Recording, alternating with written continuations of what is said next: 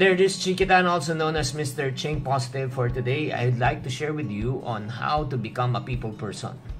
Whether you like it or not, it's not natural for people, so for some people to become a people person. May mga iba talaga talagang life of the party. When they step in, talagang the sun will shine even though it's raining inside the place, no? Pero pagpasok niya talagang liliwanag talaga. Pero para sa iba nga, hindi nga madali na ika nga makipagkaibigan sa ibang tao. Yung tipong naiilang sila kapag nakipag-ugnayan o nakipag-usap man lang. Para sa kanila, para silang mga diesel na hirapan bumuelo na hindi mo alam kung saan sila mag-uumpisa. But becoming a people person or being sociable isn't easy probably for some, but it comes naturally to other people. For some people who are introvert, talaga magiging malaking challenge yan. There are people na ika nga pag kinausap mo nahihiya, kung nakinausap mo minsan nadyajahe.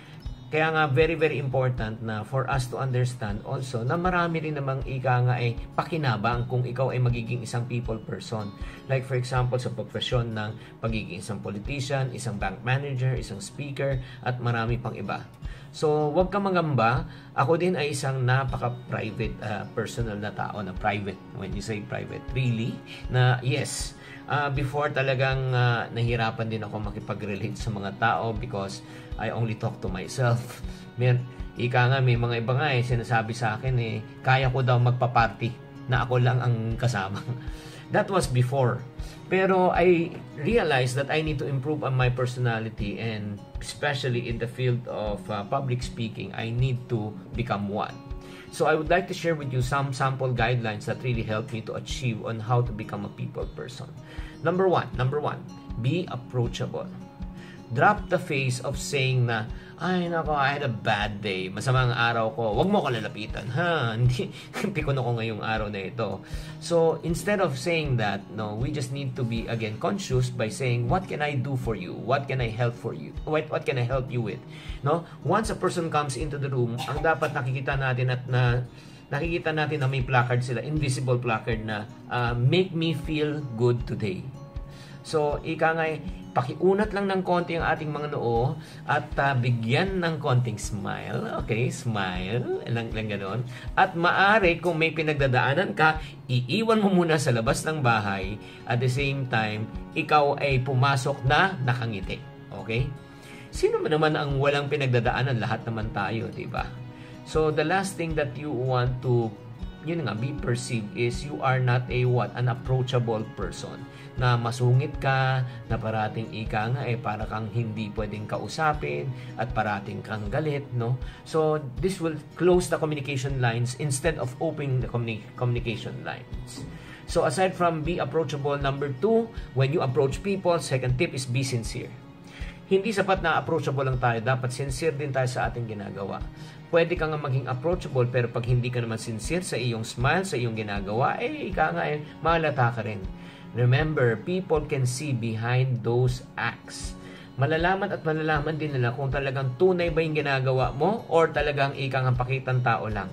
So, parang pag kinausap mo isang tao, don't think na ano yung makukuha ko sa kanila. Pag nakausap mo isang tao, ang tatanungin sa sarili mo, anong maibibigay mo sa kanila? What can you give to them? How can you make them feel good? How can you make them feel welcome? Be sincere in what you're doing. Ang pagiging people person is not a gift, but it's actually a skill. Kailangan lang mag-practice. So you need to take this one day at a time, step by step, para maging ma-practice po ang pagiging approachable po natin, pagiging sincere po natin. And then the best way for you to practice is practice with your relatives and with your friends. Diba yung mga malalapit sa ating buhay, doon muna tayo mag-umpisa. In that way, yung community po natin ang makikinabang sa ating magiging people person. No? And then last but not the least, my suggestion is be intentional. When you say be intentional, hindi natural sa atin ang ngumiti. Diba?